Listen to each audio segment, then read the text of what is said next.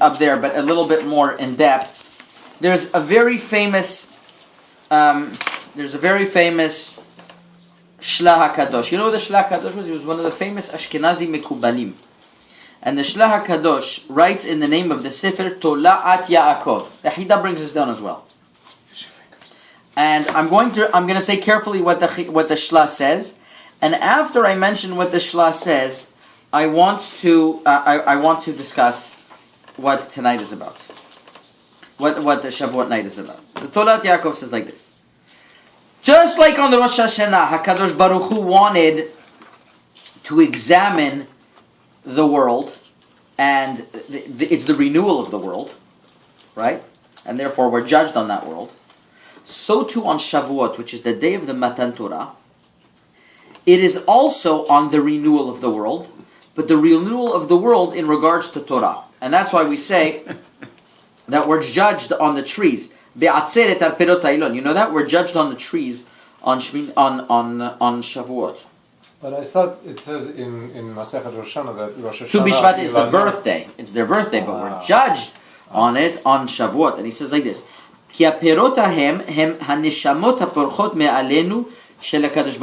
It's not fair because you're recording, you don't get to eat sushi. Max, it came especially for the sushi. He's a big sushi lover.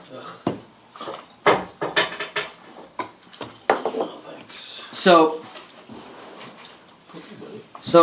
we're talking. We're saying like this, that on Shavuot we're judged because of we're judged on the trees. You knew this, Max? We're judged on the trees on Shavuot. Because what does tree symbolize? It symbolizes the souls. You know that, by the way? By Birkat Ilanot, when we make Birkat Ilanot, whoever didn't make it yet, you still have time to make it while you still see the buds blooming. You see, the Kaf HaChaim says, you're not allowed to make Birkat Ilanot on Shabbat. You know this one? Because you're releasing the different nishamot that are in the trees. And you're doing an action on Shabbat of releasing. Whether that's halacha or not, I don't know. But I'm just telling you, there's a concept over here.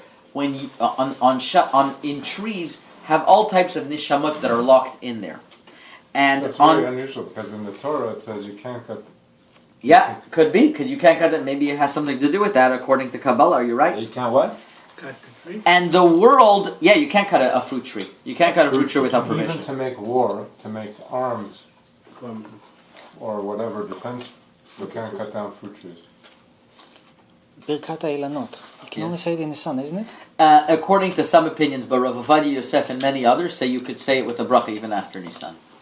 Until what point? As long as they're blooming. So over here, it's relevant May time. You can't say them in Nisan because they're full of ice and snow. That's right. Well, even in Sivan here, it's ice and snow. That's right. Well, today it's felt that way, yeah? Sorry, okay. Yes. But if we're judged on Rosh Hashanah as people, aren't we judged for the sake of the trees on Tu Bishvat? What does it mean, the birthday of the trees? The birthday, that's a good question. I was wondering that myself. The birthday of the trees is only in regards to when the year of Ma'aser starts. You know, the tree after 3 years you can't eat it. But he says very interestingly enough that Be'atzeret nidonim al pirot hailan. The Mishnah says Be'atzeret. And Atzeret doesn't say we're judged. So you're right. That's part of the question. Why is it we're judged on our life on Rosh Hashanah? Because it's our birthday. But the birthday of the trees, we're not judged on the trees. We're judged on Shavuot, which the Gemara calls Shavuot Atzeret. By the way, why? Why are we judged on Shavuot on the trees? Because we're judged. Shavuot is the time where we got the Torah. He says the Torah Yaakov, the trees represent all of the different souls that there are. We are being judged on Shavuot, on our soul. And we're going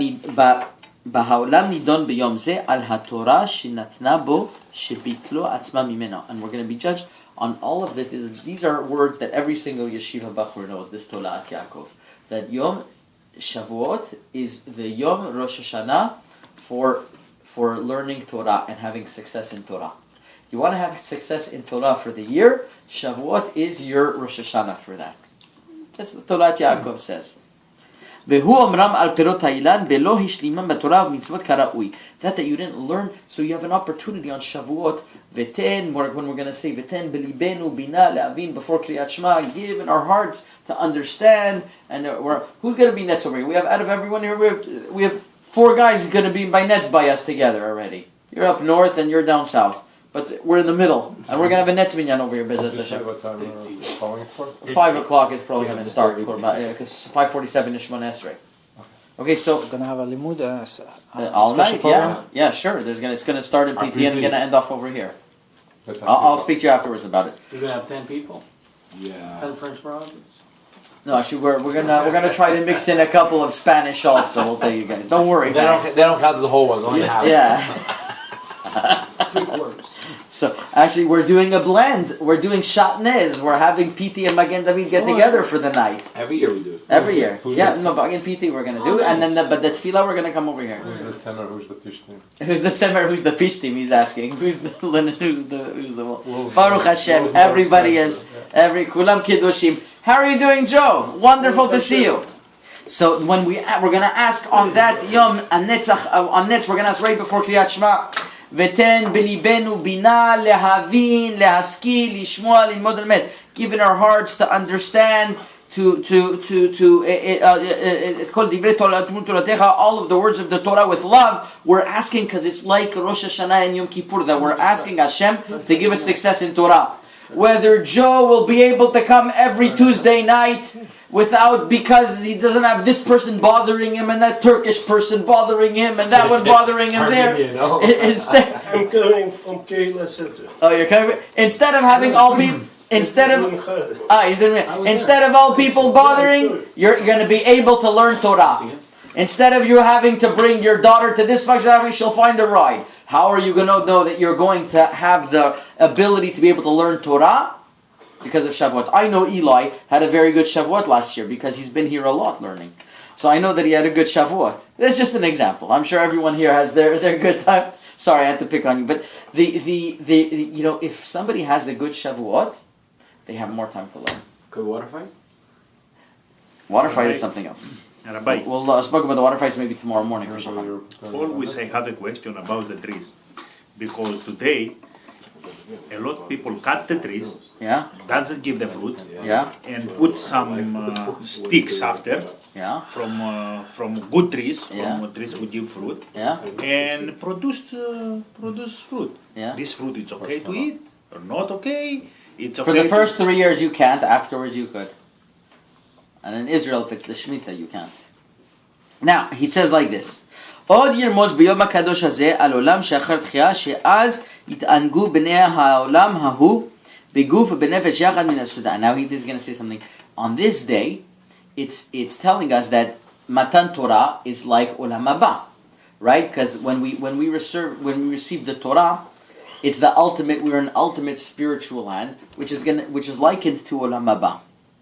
And he says, therefore, a person brings on Shavuot. This is what I mentioned right before Mincha. Therefore, a person brings on Shavuot chametz and matzah to symbolize this, that he has the body. Right, on Shavuot, he brings the shtei alechem, the 2 breads, So it's have it for the meal? and the matzah. So there is a minhag. You don't have to. I never had in my life, but I know that there are some people, they have matzah on Shavuot. Max told me that he has such a minhag. I heard people from Rabbah have such a minhag. There's a dish that they have matzah together with sugar. I don't. I'm just saying there is it's a cute remez to this idea. He doesn't say to have matzah, but the Chida says he heard people that have matzah on Shavuot, and it's this concept that you have the shtei alechem and you have the regular korban. The regular korban mincha was always from matzah. Yeah. So, but on Shavuot you also bring bread to show you that the bread, which is the body, and the matzah, which is the soul, comes together on Shavuot. And in Olam Haba, it's all going to be one. In Olam Haba, it's all going to be one. This is the famous Shla Kadosh. Now, let's try to understand a little bit. What is incumbent? What are we supposed to do on Shavuot in order to deserve this? In order to deserve the Torah. So listen to this.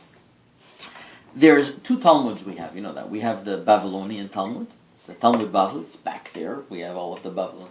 And we have the Talmud Yerushalmi. That's that over there. The Yerushalmi Talmud. Some people call it the Palestinian Talmud because it was printed in Palestine right before Israel was here in 1948. Right? This is the Yerushalmi Talmud. the Talmud from Israel. We mostly use the Babylonian Talmud, interestingly enough, because they were sharper. Yerushalayim had a lot of like great rabbis, but Babylonia was the center of the Torah was when the Gemara was written, right? Because they all were exiled from the second Beit HaMikdash. A lot of them went there. Now, Were they written in the same time? yeah. What is Babylonia? Is It was Iraq. That's Iraq? Iraq. And a little bit Persia. A little bit Iran. A little bit Iraq and a little bit Persian. As a matter of fact, the Chida writes something amazing. He says when he was the Chida has a diary, when he used to visit from place to place, he visited Persia, and he saw there was hardly no Torah over there being learned. He says even the children, Kriyat Shema was very difficult. And the truth is, I was a rabbi in the Persian community for a couple of years. I was, I was mostly with the Ashkenazi community with the Kollel, but I had also on the side we had a lot to do with the Persian community. There's many Persians over there in Los Angeles, and a lot of them, they didn't have the knowledge and the exposure to Torah the way that in Morocco or in Tunisia or Algeria there was. Worlds of difference. There was maybe one complete Shas Gemara.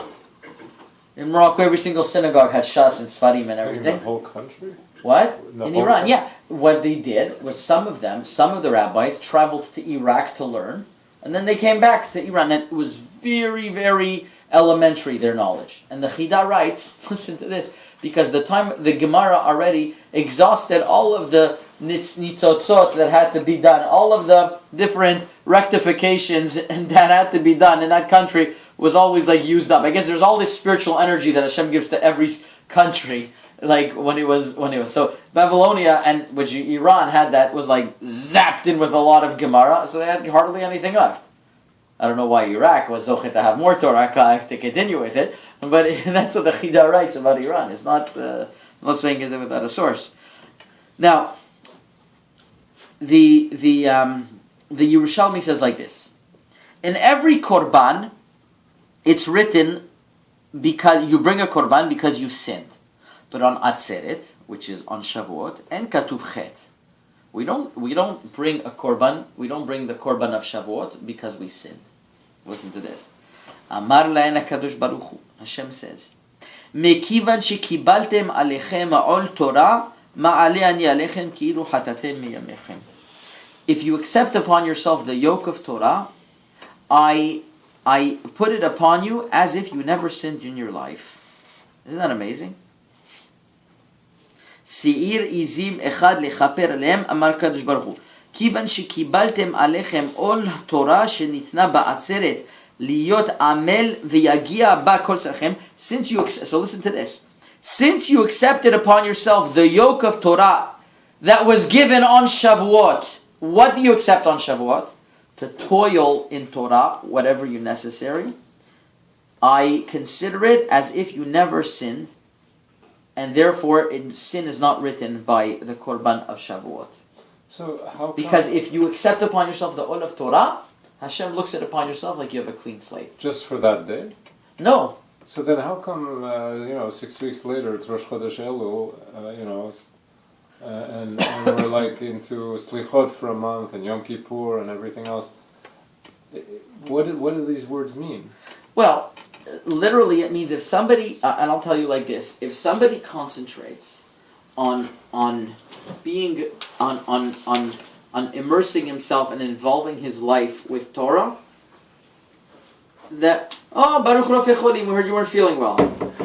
If somebody immerses him, please come. If somebody immerses himself in Torah properly, his Elul will be a much easier Elul. What can I tell you? No, it's not that it should be easier, but I'm saying, why is there this necessity? If someone, like, how do you know if the depth of these words? Like, how do you know if you're somebody who, there's nobody who never sinned, but he's saying you're considered as if you never sinned. You know, you merit the fact that you have this. You have to be, only Hashem knows if you really mean it, that it's acceptance upon yourself to accept the yoke of Torah. It's not easy. I don't know how, like today I had to wake up at 6 a.m. to give the Daf Yomi because Rabbi Weisbrod is not here. It's not easy waking up at 6 a.m. for the Daf. I went to sleep when my kid was crying and everything at 2 a.m. I had to get up again at 6. It's not easy. It's really not. But accepting upon yourself Yoke Torah means that's your priority. I'll tell you like this. I don't usually speak about this in the speeches about the yoke of Torah because it's something that's difficult and it's not for everyone. But we're in a private setting over here. There's no question about it. I'm not going to speak about this a lot in public in the pulpit. You won't hear me saying this a lot. But there's no question about it that the Torah is not just another mitzvah. If somebody involves himself in learning of Torah, it transforms him and it'll cleanse him from many sins. You go into any yeshiva. It's not normal. You go into this yeshiva, right? Walk on Lawrence over there, not far away from where you live. You have a couple of yeshivas. They have, let's say, hundreds of boys. Teenage boys. They have hormones pumping through their veins and everything. How are these boys, and I know 90% of them are, thank God, not involved in negative activities and are totally immersed in a lot of them are totally immersed in Torah. They're not hanging around with girls. And, how do they do it? It's very, very difficult for a boy that age. Very, very difficult. That's why we say a boy should get married the earlier the better. But it's very difficult. The answer is that when the Rambam says like this, if somebody has problems that he wants to sin or he wants to do immoral things, or he wants to think about women all day, the Rambam says, he shouldn't say, no, I'm not going to think about it. The Rambam says, learn Torah. Torah, he says, is interesting. The Rambam says it's the only thing that will take a person's mind. Off. What? Off of it. Off of his. It's the only thing that will take a person's mind off of it. Otherwise, it's going to distract him. It's going to distract him all the time. But if a person's involved in Torah, because Torah, I guess, is spiritual, you're elevating yourself spiritually, so you'll have spiritual Yetzer Haras. Like somebody who learns Torah, he'll have different types of Yetzer Haras. He'll want honor, he'll want this, I'm not saying every person's going to have his challenge. But he's not going to have the basic challenges. He's not going to have, or it's going to, I'm not saying he's not going to have, but it's going to be easier to overcome. He's going to be easier to overcome the challenge of immorality. Right? But what happens if you're Somebody should have told us to Bill Clinton. What happens if you're studying Torah and he has a fuss during Torah of So the Rambam says continue on learning Torah. no matter what. Yeah, what do you mean no matter what? Especially because that's what's going to take his mind on it. So that's obviously how these yeshiva boys are able to survive because they're immersed in Torah. Otherwise, it's very, very, very difficult. And obviously you got to get a kid married there, to build up a family. Besides the fact, when a boy gets married early, when a guy gets married at 20, 22, he really builds his life together with his wife from the beginning, and they go through life together. Instead, a guy is going to get married like a lot of people get married today at 35, 40 years old. They're already set in their ways. They already have their ways how they're doing. It's very hard for them to find compatibility. Once they do get married, this one's used to this, one's used to that. It's not easy. There is a reason why it says in Pirkei Avot, Ben Shmona Esrei Lahupa. I mean, call it crazy, but we see that marriages, when they start younger, it's not necessarily a bad thing. Even though they're not so mature, they learn to grow together. But the Pirkei Avot was written at a different time. I'm not saying people should get married at 18 nowadays. People don't get married. I'm not going to marry my kid at 18. At least. I heard that they said that the new 17 is actually the 19 for the girls. It should not. Yeah. Every community is different. Rav Ovadia used to scream that boys should get married at 20 years old, but it never happened. The community. Really, boys usually at 22, 23. That's when Matured a little bit. I got married at 20. Forget. I think 23. No, 22. I think I got engaged at 20. 24? No, 24. no, 25. 23. 25?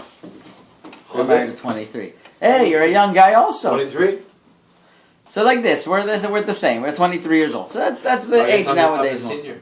Well, you're a senior. 27? How old are you again? 28. 28. All right, we're going to take a census around. Okay, now. Whoever has more gray hair. Rob, I have a question. Yes. Sometimes you're saying something about that, like there's a word and something, you have to have this kavanah.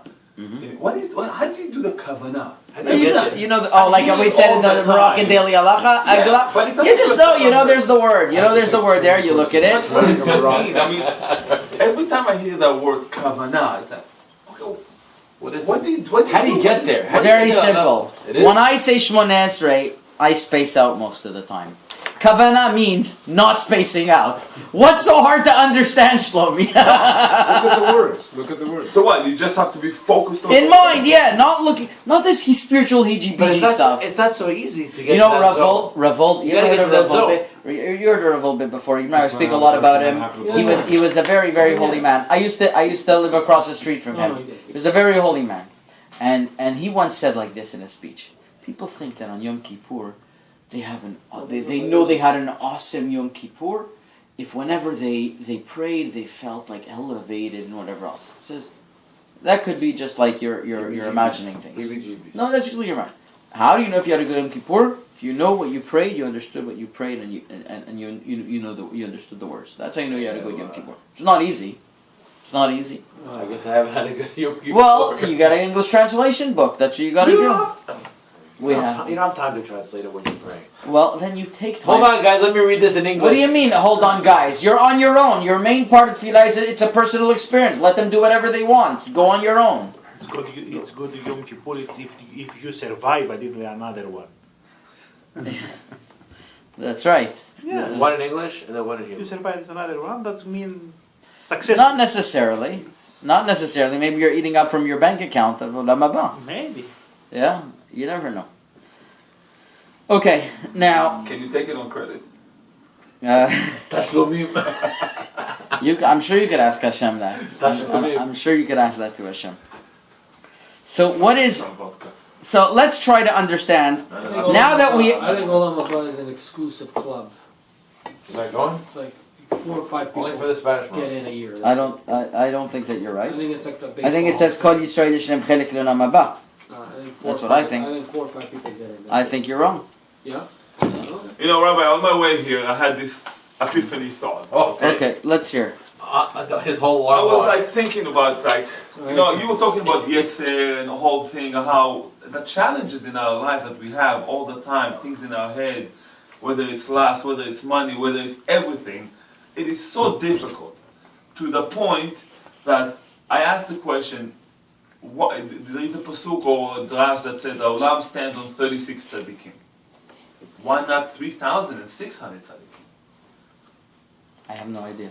I think it is such a difficult task that only 36 tzaddikim can actually handle this. And out of the 7 You're probably right. billions of people that live on earth, it is extremely difficult. You're probably right. You're probably So I right. think if only 36 Sadiqim, the Kubalim, have achieved that level, how can we ever... Well, that's what I'm saying. That's why I think that... That but doesn't mean you don't go to Olam You Haba. don't go. You know what the Rambam writes? You know what the Rambam writes? Secondary. Very low level. You ever heard of this being said in the synagogue? Listen to what the Rambam writes. Listen to what the Rambam writes. You ever heard Rabbi Hanania ben Akasha Omer? רצה הקדוש ברוך הוא לזכות את ישראל. לפיכך יברם תורת זאת שנאמר, אדוני חפץ למען צדקו את תורה וידיר. Usually people like that, 'cause it means the shiur is over. Right. But let's try to understand what that means. Rabbi Hanania ben Akasha says, רצה הקדוש ברוך הוא, Hashem wanted, לזכות את ישראל, to give merit to Israel, לפיכך ירבה להם תורה וזאת. Therefore he gave a lot of Torah mitzvot. שנאמר אדוני חפץ למען צדקו, as it says, Hashem wanted for the good of the people, Yagdil Torah v'yadir. Therefore, He made a lot of Torah. Now, what does that mean? The Rambam says like this: because a person, all he needs is one pure action in order to enter his ticket to Olam Haba. What? So, what did Hashem do?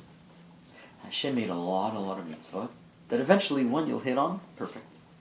You don't know which one that is, and that'll give you your entrance to Olam Haba. Now, and he brings a story. There was a case of a Rav in the Gemara. They asked for what were you zocheh to Olam Haba. He came back to the world. I forget exactly. I think he was speaking. He was communicating from the world above. So he says, because what this great Rav who taught Torah, who had a yeshiva, who had this. He says, you know what was my ticket entry? I was collecting money on Purim for the poor. This always happens to me. And I had my own money. And some money got mixed in with my own money. And I wasn't sure which is my money, which is that. So I just, on my own money, I just give it all to tzedakah.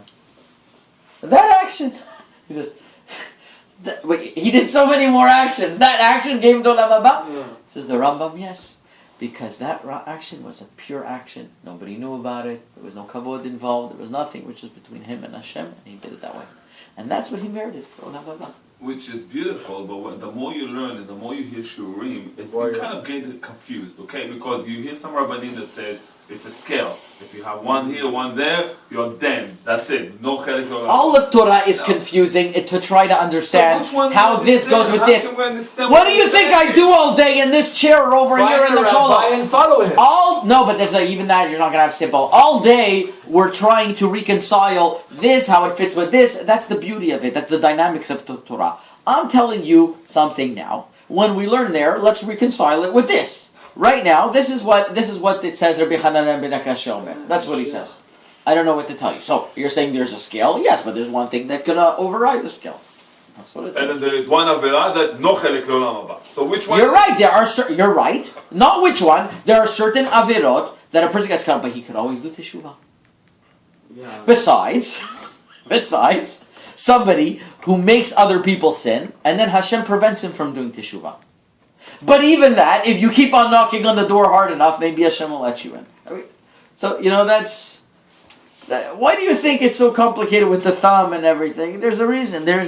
That's the wisdom of Torah. It's layers and layers and depths and depths. And that's what we're speaking about today. You accept upon yourself the all Torah. Whatever is hard for you. Listen to the Gemara on the Daf Yomi today. Listen to the Gemara today. Did you do the Daf of Ashkafta the Rebbe?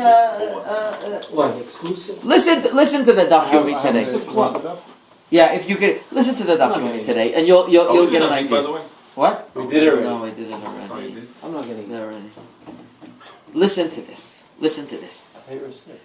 The Gemara talks about we're talking about Olam Haba. I'm going to tell you something very quick, and then I want to tell you two more things. The Gemara talks about when Rabbi Yehuda HaNasi, he was the prince of the generation, was niftar. When Rabbi Yehuda HaNasi was niftar, there's on that table over there in the back. There's a bunch of ketubot. You had your own. I brought all the books here. We took it and we sold it. No, this is Bava Batra. I have over here, Baba here. That's also Bava Batra. So on the day of the death of Rabbi Yehuda Nasi, he said, "Al tisbiduni ba'arayot." Don't eulogize me in the small little cities. Make it in the big cities. That way, a lot of people come, and it's honor of Torah. Okay, there was a lot of people that came to the Levaya. It was such an honor. It was such an honor of Torah that was displayed on that day. If you remember when Rav Ovadia Yosef was niftar, in a couple of hours, there was 1 million plus people. In a couple of hours, there was 1 million plus people. Do you know the impression that it made on anybody who was there, or anybody by us? Think about it. What type of message did it have in our mind non-verbally? Non-verbally, it says, this is what's important in life. In Torah, because it was such an honor of Torah. Imagine something like Rav Ovadia Yosef was niftar, and chas v'shalom, there was like 50 people by the Levaya. It would be such an embarrassment of Torah. You wouldn't have anybody in the shiur today. They say, Torah is not so important. Obviously, look, the greatest rabbi, and nobody came. Who says maybe that's what would have happened? We don't know. But there's 1 million people in Torah. We all got such a feeling of, wow. We didn't even realize it, but it was like in our subconscious. It went straight to our subconscious. How important Torah is. So listen to this. On the day of the levaya of Rebbe, Nafka bat kala ve'amra, a voice from the heaven came out and said, Kol de'ave be'ashkavta de Rebbe mezuman hu lehayolam haba. Whoever was at the levaya of Rebbe automatically gets an invitation to Olam Haba. Just by being at the levaya. Ah, come on. Yeah, come on. That's what it says. You see?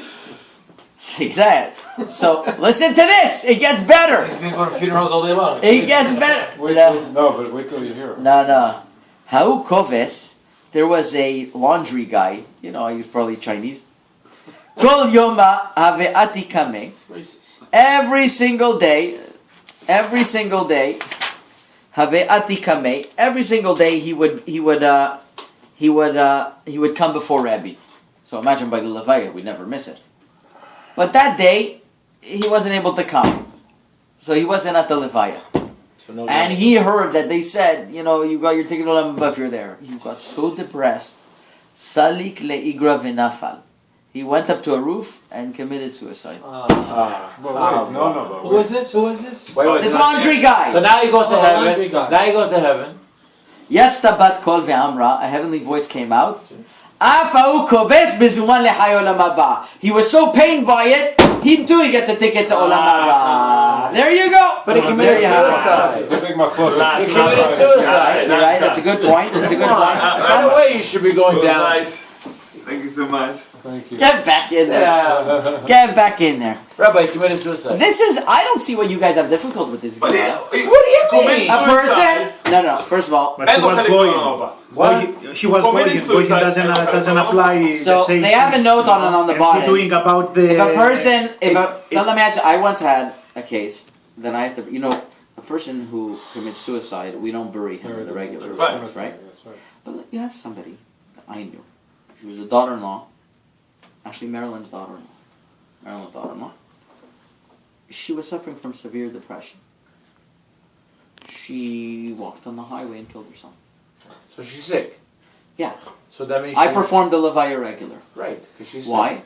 Because somebody who is mentally ill and suffering from severe depression or whatever that they take their life. The poskim nowadays say that it's not. And everybody's like that in the city. The whole city's Half of the depressed. city is on some sort of Everybody here is on some pill. Unfortunately, somebody who takes his life because of depression and because of bipolar Yeah. is not considered suicide. Okay, but that's most people. You can make an excuse. Good. for So everybody. nowadays, so good. I am making that He's a excuse. tough job. He's got a tough life. No. with his wife. He's got no No, choice. but Somebody, what's suicide? Suicide is that somebody's saying, "I give up. I don't want. It's too hard for me. Forget about it." Well, hers too life. Whatever. Okay, fine, but that's not called depression. That's not called that. That's Yeah, different it than is. depression. But don't make You're it right. Into it. So Don't make it. Don't make it into a depression. So I don't. You're right. It's a thin line, but with something that's clinical, something that's not clinical. This person, it says like this: that somebody who commits suicide because of such pain of yisurin, it's not necessarily that we consider him a suicide because it could be the tshuva on the way down. Like he jumped and he said, "Oh, I shouldn't have done that." So what was that? Just like That was a one-time deal. Like if you go to this funeral, or like I don't understand. So It was such a so what does this mean, the Gemara?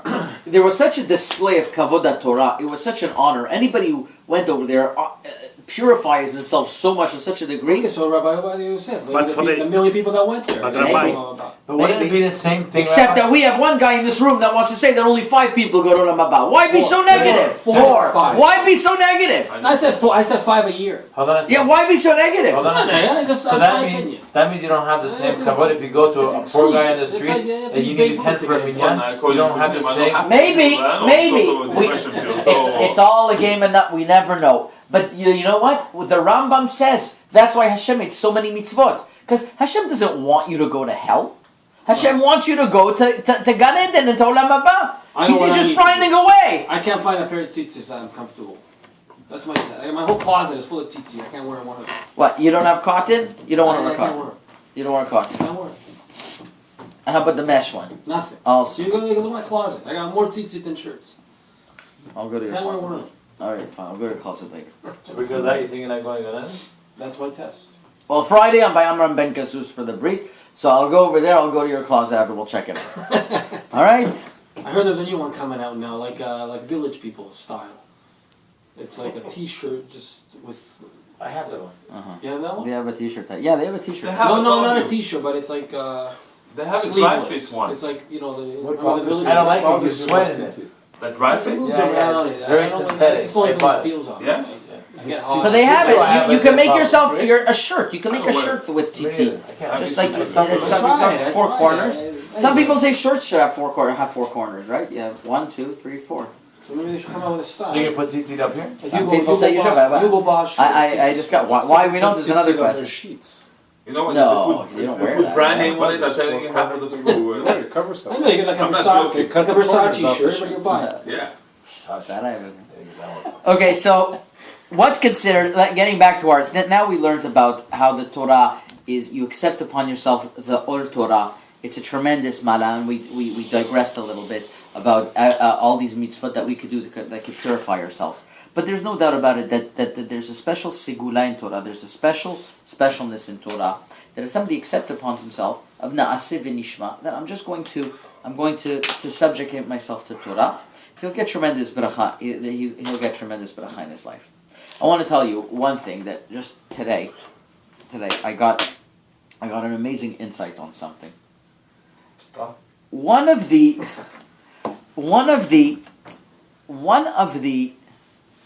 things that fascinate me is that the older I get, the more things I discover that I figure out that I never knew.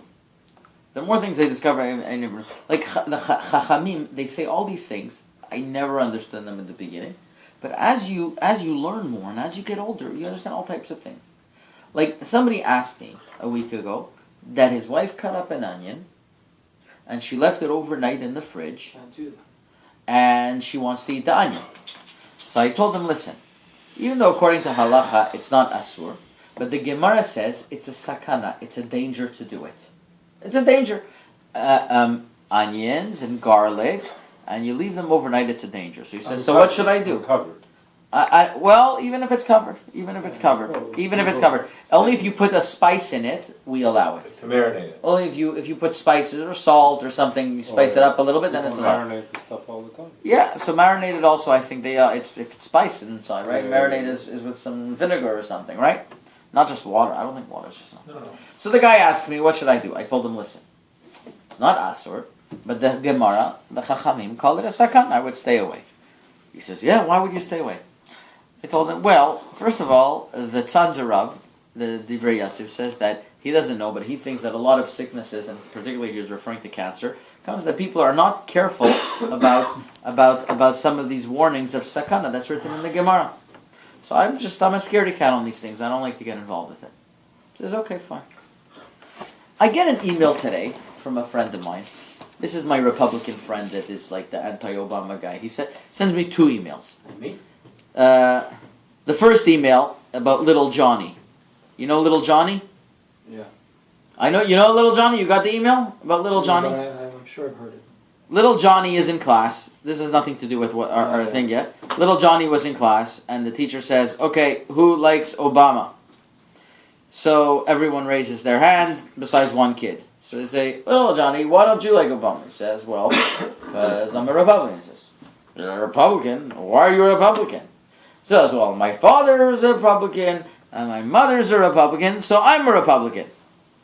So the teacher says, well, if your father's an idiot and your mother's a moron, so what would that make you? So you say, an Obama fan. That's the first email I got. But the second one, he sent me an amazing thing. I'm going to read it to you. Onions and mayonnaise. In 1919, when the flu killed 40 million people, there was a doctor that visited the many farmers to see if he could help them combat the flu. Many of the farmers and their families had contracted it and had died. The doctor came upon one farmer. To his surprise, everyone was very healthy. When the doctor asked the farmer what was doing different, the wife replied she had a dish of unpeeled onion in a dish in the room, and the doctor couldn't believe it. He placed the onion under the microscope, and there he did. He found the virus in the onion. And he brings a couple of stories like that onions helped people when they had sicknesses, that they would take all the bacteria. Fine, but stories. But he says something very interesting, and I don't think he knows that about this. Maybe he doesn't know about this halacha or not. He wasn't sending it because of this, but he sends me something else. I want you to know that medically that story is hard to believe, because they didn't know the virus. They didn't have the ability to. I don't think they have the ability to see the virus under the microscope in 1919. Okay, good. So Could be, but so she had that was the sakana. But I just no, she didn't have it. She had it in a plate. She had read. She had it in a plate. Keep it around, but you can't eat it. No, this has nothing to do with halal. This is not Jewish. The sakana. Yeah, of course. Yeah, of course. Keep it around. Yeah, keep it around. I actually just read Yeah? recently about onion. If you put it outside, it actually does cultivates bacteria into it. Okay, so listen to this. There's a chemical, a chemist from some mayonnaise company. His name is Ed. I'm skipping down. I can email this to you if you want. Mr. Hellman's. No, it was Mullins. Miracle Whip, Mr. Miracle Mullins. Now, Mullins. he says they were asking about the danger of mayonnaise, bacteria mayonnaise, and he explained that the pH in mayonnaise is set to a point that bacteria cannot survive in that environment. He then talked about the quaint essential picnic with a bowl of potato salad and how everyone blames the mayonnaise when somebody gets sick. Ed said that the food poisoning is reported. The first thing officials look for when the victim last ate is onions, and where those onions came from. Ed says that it's not the mayonnaise that spoils the outdoors, it's probably the onions, and if not the onions, the potatoes. He explained onions are a huge magnet for bacteria, especially uncooked. Really? You should never plan to keep a portion of a sliced onion. He says it's not safe if you put it in a Ziploc bag or put it in your refrigerator. It's already contaminated enough just by being cut open and out for a bit that can be a danger for you. These guys have no idea about Gemara, right? They're just writing this just like that. And doubly, watch out for those onions you put in your hot dogs at the baseball park. Ed says if you take leftover onion and cook it like crazy, you'll probably be okay. But if you slice that leftover onion and put it in your sandwich, you're asking for trouble. Both the onions and the moist potato and the potato salad will attract and grow bacteria faster than any commercial mayonnaise. Wow. So it's just like I was looking at this. I was saying, "Wow! If this is, I don't know if this is true. I don't know if this is just a reliable or not. It sounds pretty interesting. I don't know. I'm not vouching for it, but." I learn something new every day. If that's true, if they find out that onions, bacteria, Chazal, Hachamim knew this in the time of the Gemara, a long time beforehand. Onions and garlic and everything. Somebody put it on Facebook. Somebody put this on Facebook? Well, a few months ago. They put... okay. And then I said... the Gemara said it 2,000 years ago. So they started yelling at you. Some secular... They started yelling at you, like usual. I told you, you have these friends that are really antagonistic, Max. You got to hang around a different crowd. Rabbi, yes. I have a question about yes. Torah. Maybe it's stupid, I don't know, but I have to ask you. Don't worry, it won't be the first time. No, not with you. Go ahead. The Torah created before the world. Yes. Right? And also, Moshe Rabbeinu spent 40 days in the mountain Sinai to receive all the secrets of the Torah. Yes. Right? But after we and the people there have the choice. Everything written after 40 years in the desert. Yes. What happens if, for example, if the people doesn't sin, if go to Eretz Israel, and Moshe Rabbeinu can go to Eretz Israel, who finished the Torah? Because Kadosh Baruch Hu punished the Moshe Rabbeinu. What happens if don't create the golden calf? Yeah. Have choice. I have choice to do good and bad. Emmanuel is asking a very basic question. He's saying that if there's choice, how does Hashem know what's going to happen? Hashem know what will be happen. But I know, how does the but we have choice to do bad or good. So I'll tell you what the Rambam answers. I'll tell you what the Rambam answers. Can you see what's behind the wall over here? Can you see what's behind the wall? No. Why not? Because Hashem didn't make you with X-ray vision. Hashem couldn't make you with X-ray vision. He didn't make you with X-ray vision. We don't understand how Hashem knows what's going to happen and how we have free choice. Why? Because Hashem made our brains in such a way that we don't understand it. But when we get there, there's no concept of time for Hashem. We'll understand it all. Just like we don't have X-ray vision because Hashem didn't want to make us X-ray vision. So Hashem didn't make our brains work in that type of way that understands such a thing. But all of these things won't be questions when we go up. But we can't. The Rambam says like this: we can't understand how in our brains how these two things jive. How there's free choice and how you can still understand. Our brains are not made up for this. So this is what I want to end off with. That this Shavuot we have to understand that it's like a miniature Rosh Hashanah for the learning of Torah and growing spiritually. And if we ask Hashem on Shavuot that Hashem should give us a lot of bracha v'atzlacha, then we'll be answered.